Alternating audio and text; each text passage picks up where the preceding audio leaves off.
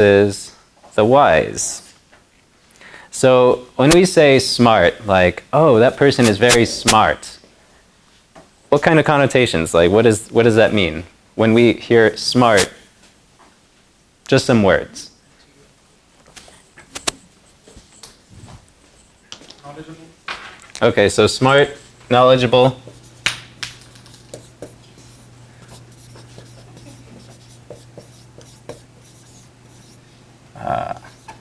Oh yeah. Okay. Shares the homework. What? Shares their homework. Shares their homework. So is the person sharing the homework smart or the person who's copying? So one of them is wise, probably. Doesn't put too much effort in something they know they can't do. So He knows how to get through a situation tactfully. Okay. So smart, tactful, okay. Can you give an example of that?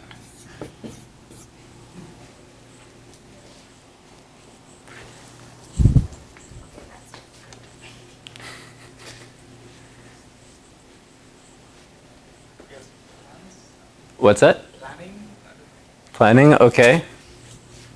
A quality of smartness is planning. Probably spelling as well. They tell steady hard but steady smart. So that's where the tactfulness comes in. Maybe you would like concentrate on the last lecture hours of the teacher where he or she is pointing out something really important. Okay, so maybe then not tactful. I'd argue maybe the word strategic. Yeah. Is that okay?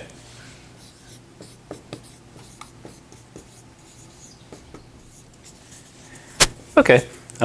Educated, I think, was also a word that came out.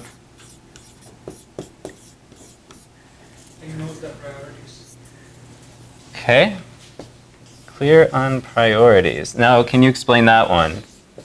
I guess instead of choosing to do everything, they choose to do one thing well and then segregate the time in their day to do these things accordingly. Like, they're smart about that. Okay. Smart about where and how and when they spend it. Okay. Okay. Would that be like goal-oriented? Goal-oriented, okay.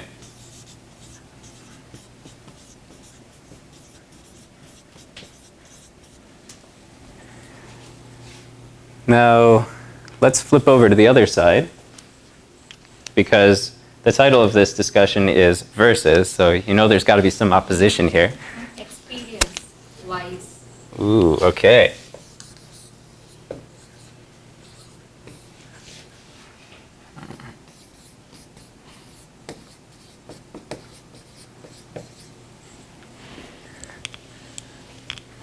A good observer. Observer, okay. Welcome. Oh, no, sorry, I didn't mean to scare you.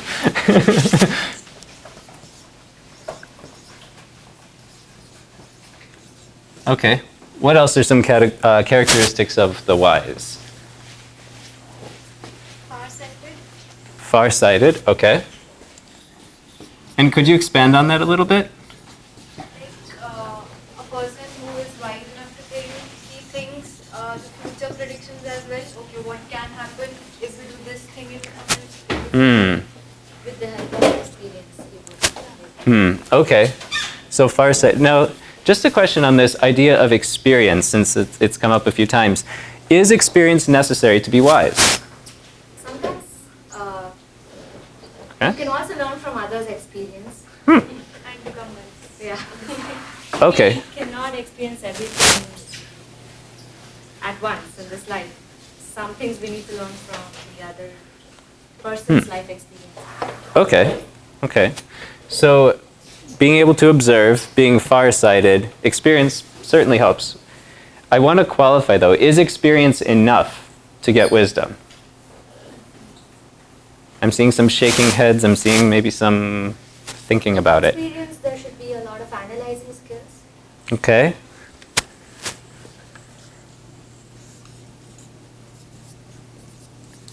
Otherwise what? It would just go and wane. The experience you have, good or bad, and then it just goes off because you do not learn anything from that. So is analysis enough?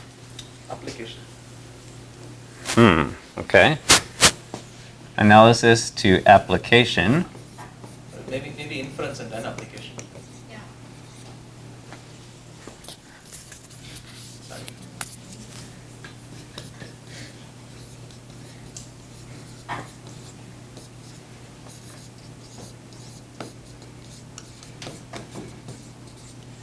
And then because we love circular process flow diagrams, it can go back to this.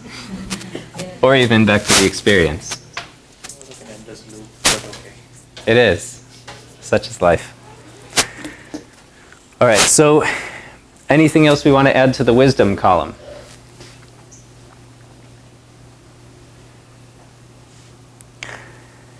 Can everybody, well, so let's think about how we become these things. How do we become smart? Reading. Reading, okay. Thank you for all of these colors. Okay, so reading helps. Okay, what else?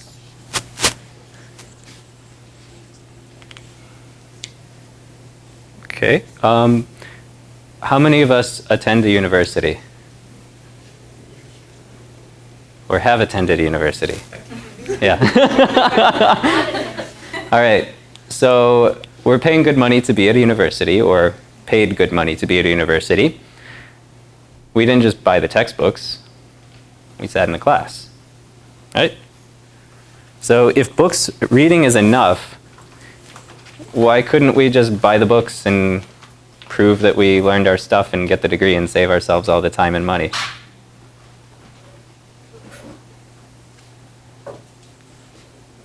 So what else? How else do we become smart? Someone teaches you. Interacting with people. Someone teaches you. Okay.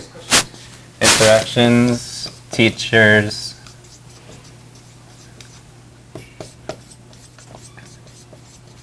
Okay. Now let's flip to this side. How do we become wise? There's some inference here of that. But what else? Is experience, analysis, inference, application the only thing? And I know that we talked about this a little bit, but now just to make it official. Wise people also are goal-oriented Okay? and knowledgeable. Okay. Also, they have, like, they are clear with their priorities. And they are educated.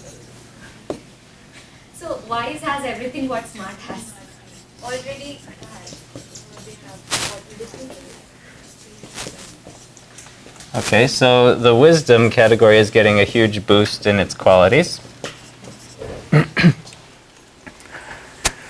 So the focus of this discussion was verse. So if we're saying wisdom's got all this, can we say the same? Does smart have what wisdom has? How many of us think no? How many of us think yes? I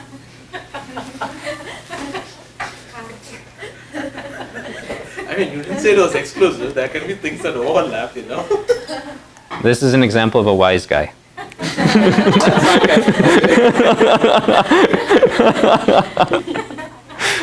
All right, so if the majority of us are at some point in our time here saying that no, smart is not completely inclusive of wise, what's the difference? Maybe it's about where both of these qualities are applied. Okay, so difference could be And how? where and how it's applied. That's an interesting idea.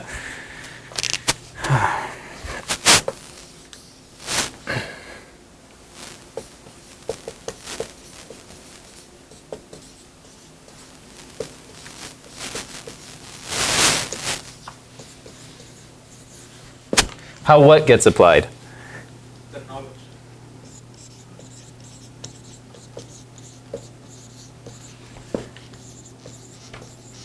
And I really hope you can read this. So I studied architecture, and we literally had a several weeks unit on handwriting. You can see I did not retain much of that.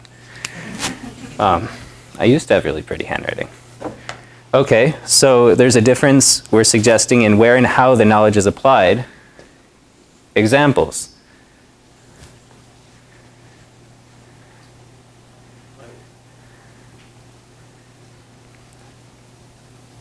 I guess wisdom is knowing not to jump from the top of the list tower. And thankfully, we didn't learn that from experience.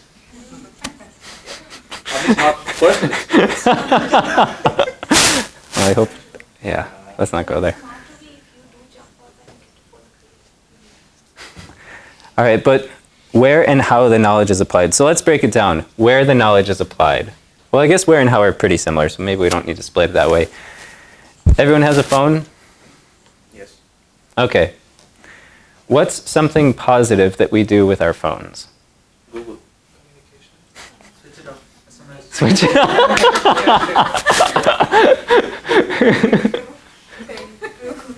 Talk to our parents. Okay, I talked to our parents. Yeah, we had a nice discussion on that last week. Oh. So, yes, we can connect with loved ones, become smarter by reading things. Now, what is a way that a phone can be misused? Instagram. Not completely. Memes help sometimes. Or the cat video. Okay, how can, okay, well, we're getting on a thread here. How can a phone be misused? A lot of it. It can end up being addictive. Yeah. Cyberbullying.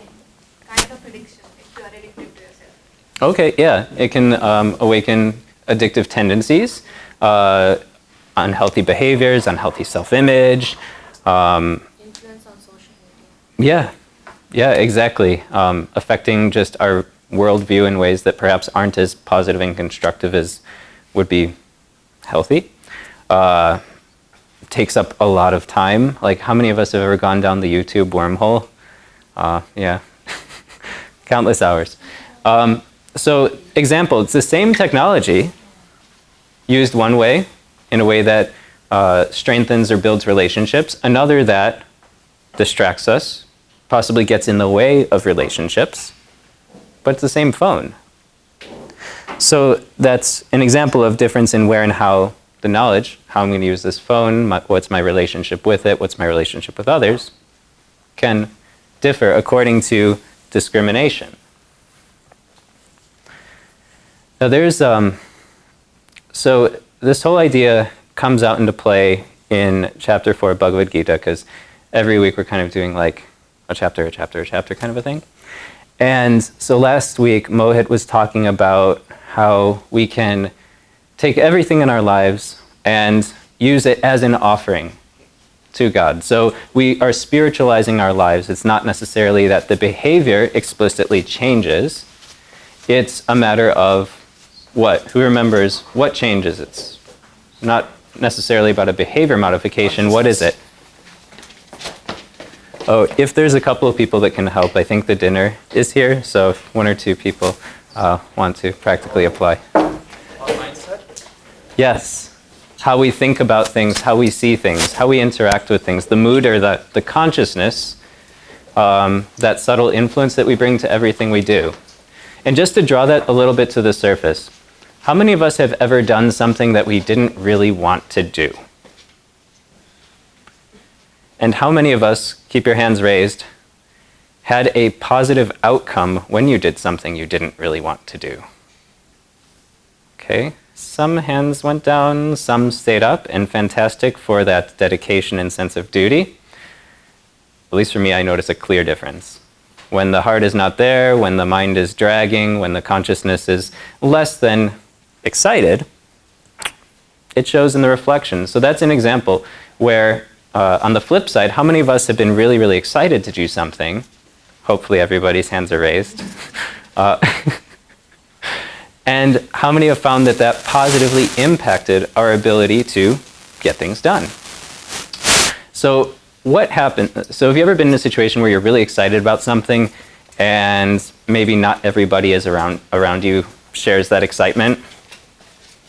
So thinking about those other people when they're not as excited as you are, what tends to come out? Excuses, problems.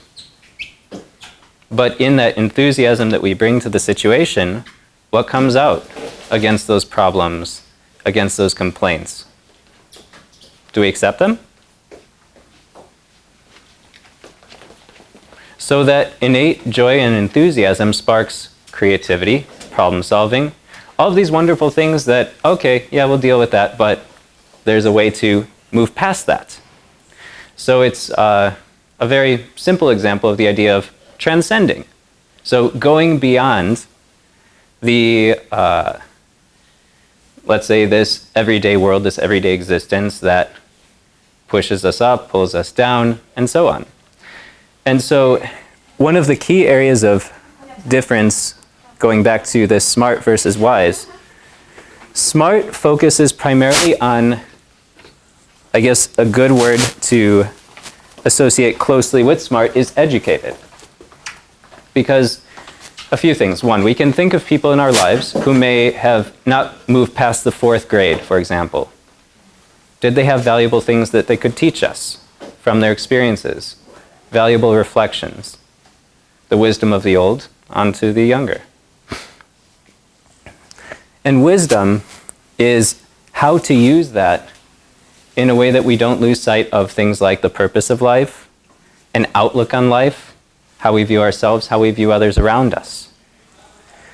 So this is in the head, this is in the heart. Head, heart. And so the wisdom is not something that we can get from a book. It's something that is experienced, internalized, felt. And this spiritual process is really inside out. So we have spiritual texts like Bhagavad Gita, and we may have occasionally read it, either in its entirety or flipped through it, or just heard about it. But there are many people in this room who have also read the Bhagavad Gita. There are PhDs in certain Vedic literatures who are atheists. So what's the difference? If it's not the book itself, even though, let's say, it's a spiritual book, it has all the answers. But for somebody that's meaningful, somebody else it's not, what's the difference? Application, yeah. Application? Interest, Perspective. passion. Okay. So, let's see. Let me find a new color. Okay. Okay, so, application. All right, we're back to black. No, we're not.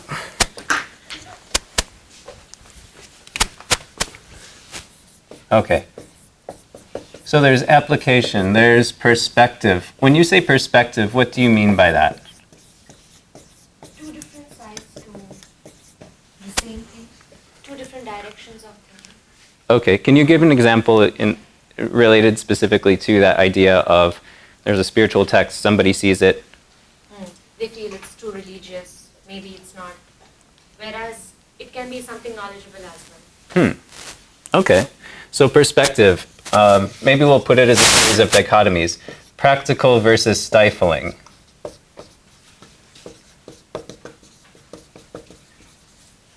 Maybe academic versus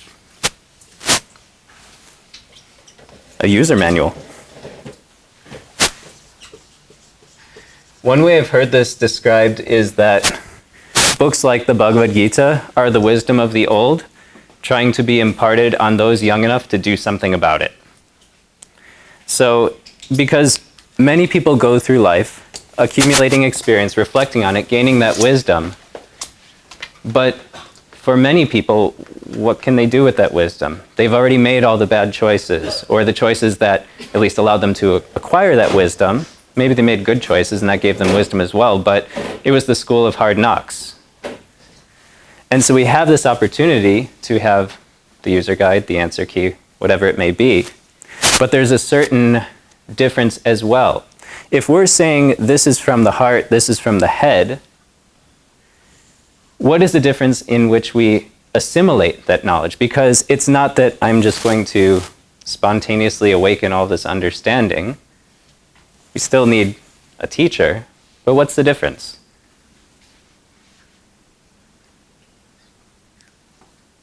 And we started touching on it, especially here,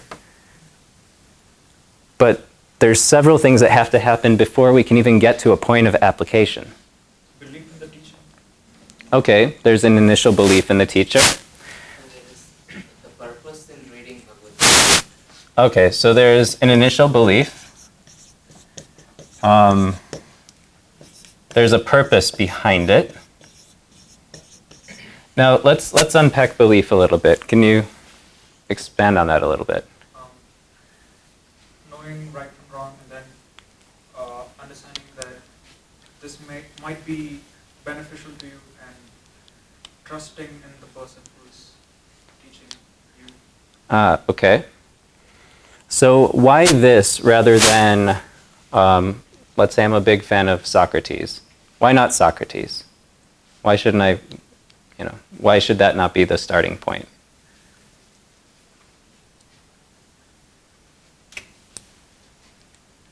So there's an expression, the proof of the pudding is in the eating. Or we can change pudding to gulab jamun as well. That seeing the outcome or the results is an indication of all of the stuff that goes into making that result. Like there's this saying that it takes 10 years to become an overnight success. And so when we see somebody is truly happy, spiritually on a successful path, living a fulfilled life, it's very easy just to see that for what it is, a still snapshot. But not all of the decisions, all of the thoughtfulness, all of the experiences and the acquired wisdom, the applied knowledge, to get to that point. And so it's not just belief in and of itself, it's also a reflection of what do I want? What am I looking for? The kind of life that I'm looking for, and accordingly, seeking people who model that life that I'm looking for. And so we're all here on a Friday during midterms, one of the most stressful parts of the semester, because I think we can assume we're looking for something beyond this everyday experience as students, as friends, as children of our parents, and so on. Is that a fair statement? And so there's already an idea that there's something more, and then driving that belief into a sense of purpose. How can I take myself from where I am to where I want to be? And so there are several recommendations given, illustrated in the Bhagavad Gita, that a teacher is necessary. But it's not enough just to have a teacher. So is having a teacher enough? Well, I guess we already said that. All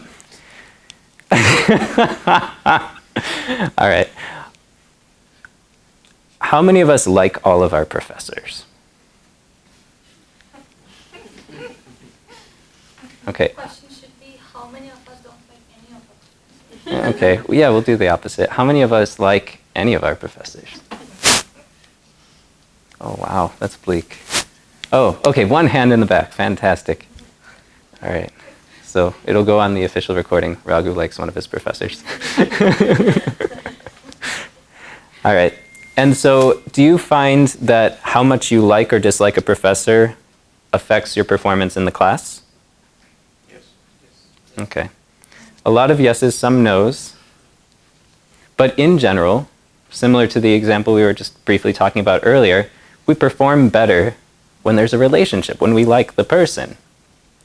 And so if we like the person, let's say we like one of our professors, and if you don't like any of your professors, think of a teacher that you really liked, because I refuse to believe nobody here never had a teacher they liked. How did we act toward that teacher?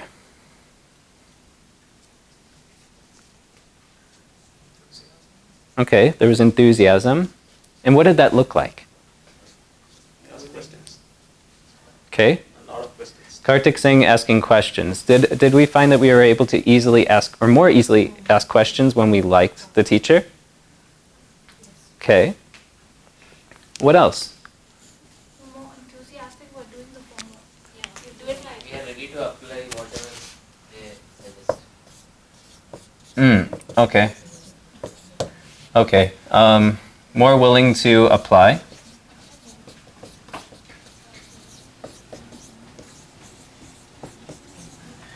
And then more enthusiasm for the work in general.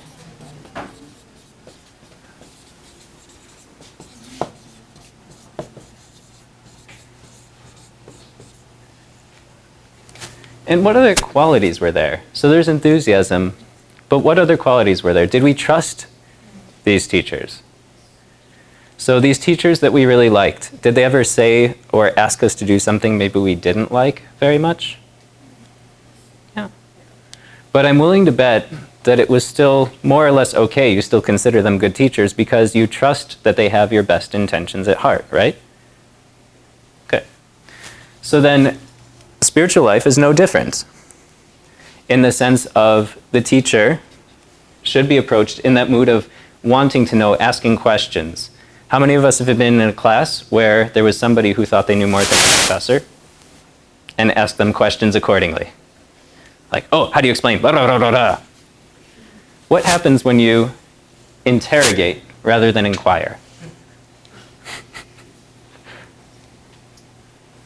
teacher may be feeling discouraged.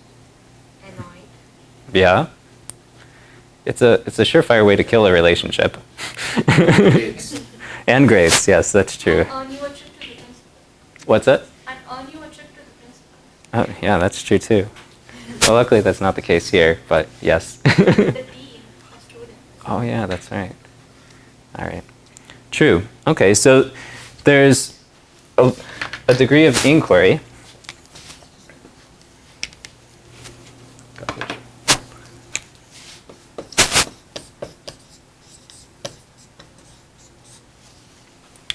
Okay. And then related to this as well is there's a certain amount of submission to the teacher, right? Now, what kinds of thoughts come to mind when we hear submission? Devoted. Okay. Obedient. Devoted, obedient. Do we consider submission a good thing or a not a good thing? Huh? Depends Good. on the situation and the person. Okay. Okay. Blind submission back. Ah, okay. Like Eklavya, he did cut his thumb off for Okay. Drona. Yeah, yeah. So that was like a blind submission, but Ah. Yeah, that was like a gift that he didn't even ask for.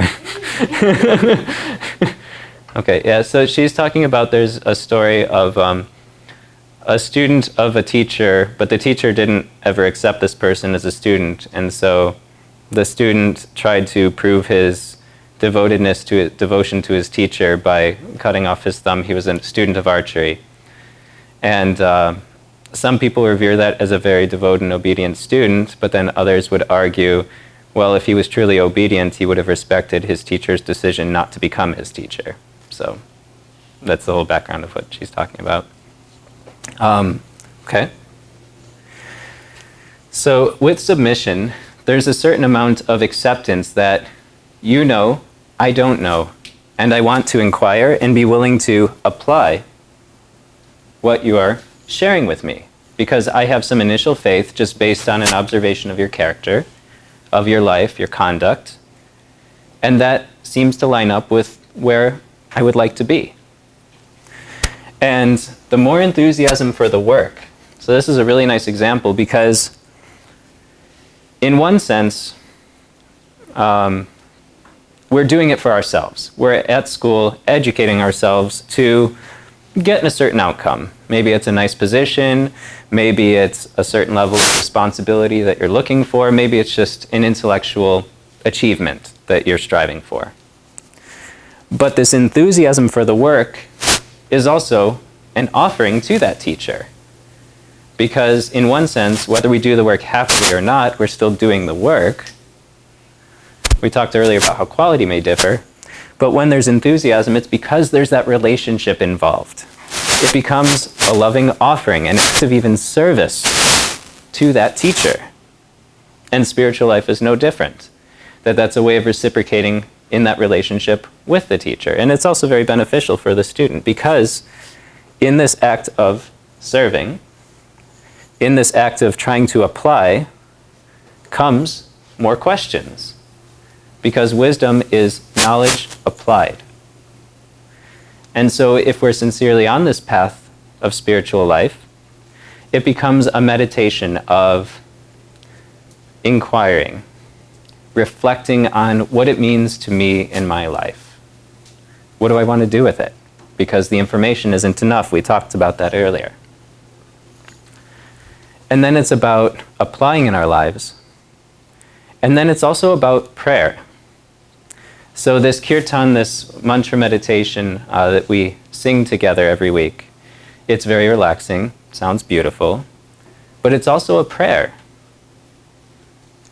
It's an ardent prayer when it comes from the core of our heart, that we want to be in that experience of going beyond, okay, we're born, we go to school, we get married, have kids, house, job, retire, die. That we want something more than that. And so it's a prayer to help me remember that this life is meant for more than just this everyday experience, and to try to put that act of remembrance in everything I do, that loving offering that Mohit was talking about last week. And so I want to, at this point, transition and just carry this thought with us as we transition to this mantra meditation, this kirtan, and it's going to be led today by Shambhavi. So thank you so much for volunteering as well. And I'll invite you to... What's that? Oh, and her birthday's on Monday. Okay. We'll save that for announcements at the end. And I won't be able to like brand them, so thank you. Oh, you're leaving the teens? Oh my gosh. Hare Krishna, Hare Krishna, Krishna Krishna, Hare Hare, Hare Rama, Hare Rama, Rama Rama,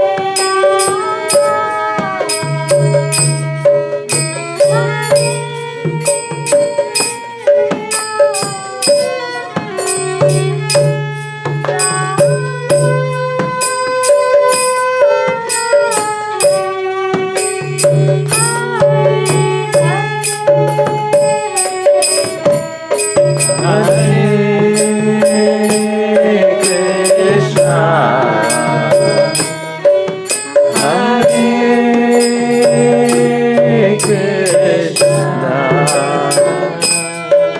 Krishna Krishna, Hare Hare, Hare Rama, Hare Rama, Rama Rama, Hare Hare.